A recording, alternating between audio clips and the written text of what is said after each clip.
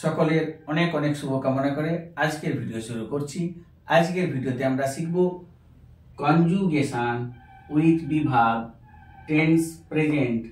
কি ফর্মে, কি সেন্টেন্সে শিখব না ইন্টারোগেটিভ সেন্টেন্সে, প্রশ্নবোধক বাক্যে।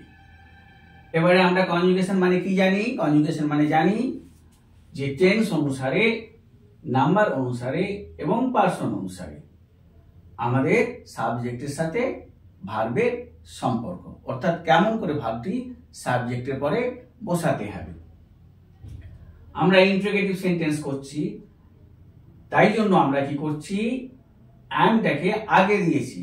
কার আগে দিয়েছি? Subject I. তাহলে অ্যাম আই এ বয়, আমি কি একজন বালক। এই যে কি কথাটি প্রশ্নের জন্য ব্যবহার করা হয়েছে, তাই আমরা অ্যাম ওয়ার্ডটি, শব্দটি প্রশ্নের জন্য ব্যবহার করলাম আয়ের আগে রেখে। তাহলে আমরা প্লুরালে চলে যাই। আর উই বয়েজ, সবসময় খেয়াল রাখতে হবে যে সিঙ্গুলার আর প্লুরাল। আর উই বয়েজ, আমরা কি বালক। যদি আমরা বলতাম আমরা বালক, ইংরেজিটা কি হতো? We are boys. কিন্তু যেহেতু এখানে ইন্টারোগেটিভ কি দিয়ে প্রশ্ন করা হয়েছে, আমরাও আর দিয়ে প্রশ্ন করে নেব, তাই আরটাকে এখানে না রেখে এখানে দিয়ে দিয়েছি। আর উই বয়েজ নিয়ম অনুসারে সাবজেক্টের আগে একটি বিভাগ দিতে হয় বা যে কোনো ভাব দিতে হয়, যখন যেমন তখন তেমন, সেটা পরে আমরা আসব। এখানে বিভাগ দিচ্ছি, এখানে বিভার্বের কনজুগেশন মানে বিভাগটা আগে রাখতে হবে। তাই আর উই বয়েজ, তাহলে আমরা সেকেন্ড পার্সনে যাব। আর ইউ এ বয়, কেন হলো না, এই যে কি দিয়ে প্রশ্ন করা হয়েছে, এখানেও আমরা আর দিয়ে প্রশ্ন করছি। তাহলে তুমি কি একজন বালক। ইংরেজিতে প্রশ্ন হলো are U A boy, you আর এ বয়, তার বাংলা মানে কি হতো? তুমি একজন বালক। তুমি কি বালক, তাই আর ইউ এ বয়। এবারে ইউ থেকে প্লুরাল তোমরা একই রকম হচ্ছে, তাই আমরা বলবো আর ইউ বয়েজ, তোমরা কি বালক। প্লুরাল হয়েছে কেবলমাত্র এস যোগ দিয়ে এখানে। তাহলে আর ইউ বয়েজ ঠিক একই ভাবে আমরা বলবো কি দিয়ে প্রশ্ন করা হয়েছে বলে, আরটা দিয়েও আমরা ইংরেজিতে প্রশ্ন করেছি আর ইউ বয়েজ। থার্ড পার্সনে যাই। ইজ হি এ বয়, সে কি একজন বালক।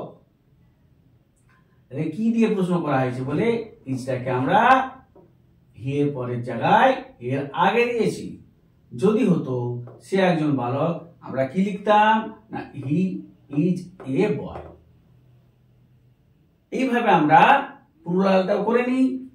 আর দে বয়েজ, তাহলে তারা বালক, এই বাংলাটি ইংরেজি হতো দে আর বয়েজ। যেহেতু আমরা প্রশ্ন করছি কি দিয়ে, আমরা আর দিয়ে এখানে প্রশ্ন করে নেব, আর দে বয়েজ। এইবারে এটা বোঝা গেল, কিন্তু বুঝলে হবে না, অভ্যাসে থাকতে হবে। যারা ইংরেজি শিখতে চায়, শুরু করতে চায়, ইংরেজি শেখার জন্য স্বপ্ন দেখতে চায়, তাদের স্বপ্নটা পূরণ করার জন্য একেবারে প্রতিদিনই 15-20 মিনিট অভ্যাস থাকতে হবে। বিভিন্ন রকম ভিডিও আমি দিতে থাকবো, এই ভিডিওগুলি সিস্টেমেটিক ওয়েতে সেগুলো দেখতে হবে। এবারে আমরা প্রয়োগ করে নেব, ইউজ করব। তাহলে আমি কি বোকা। am I a fool, আমি কি বোকা। আমরা কি করি, সবসময় বলে থাকি না, আরে আমি বোকা, তাই তো আমি এ ফুল। তাহলে এইটা হলো সিঙ্গুলার। এবারে প্লুরালে যাই। আমরা কি প্রস্তুত। প্রস্তুত মানে রেডি। আমরা কি প্রস্তুত, তাহলে আর উই রেডি, এখানে উই আর রেডি।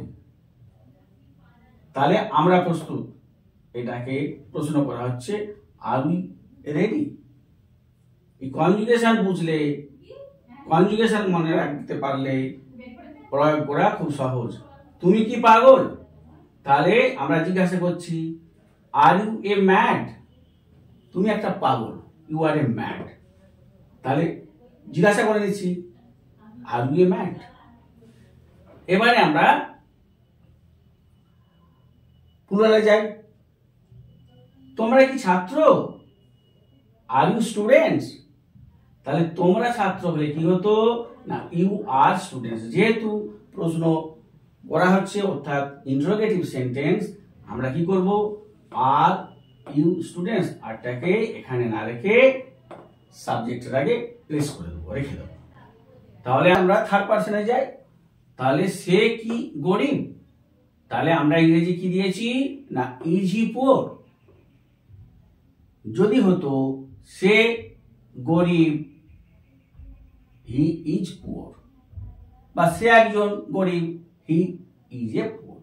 এখানে জিজ্ঞাসা করা হচ্ছে সে কি গরিব? তাহলে is he poor, he is poor. এই ইজটাকে সাবজেক্টের আগে প্লেস করা হয়েছে, ইজ এখানে দেওয়া হয়েছে, তাই ইন্টারোগেটিভ হয়ে গেছে। এবার আমরা প্লুরালে যাই। তারা কি খেলোয়াড়? আর দে প্লেয়ার্স? যদি এমনটি হতো যে তারা খেলোয়াড়, তাহলে কি বলতাম, দে আর প্লেয়ার্স। যেহেতু জিজ্ঞাসা করা হচ্ছে, আরটাকে এখানে না রেখে সাবজেক্টের আগে প্লেস করে দিয়েছি, আর দে প্লেয়ার্স। এইভাবে কিন্তু আমরা ইংরেজিতে কথাবার্তা বলতে পারবো, ইংরেজিটাও শিখে নেব। তাহলে আমরা কনজুগেশন শিখলাম বিভাগ দিয়ে, প্রেজেন্ট ইনডেফিনিট টেন্সে, ইন্টারোগেটিভ সেন্টেন্সে। আজকে এই পর্যন্ত। ঠিক আগের ভিডিওর মতো আমি বলছি, লাইক, সাবস্ক্রাইব, কমেন্ট করবে।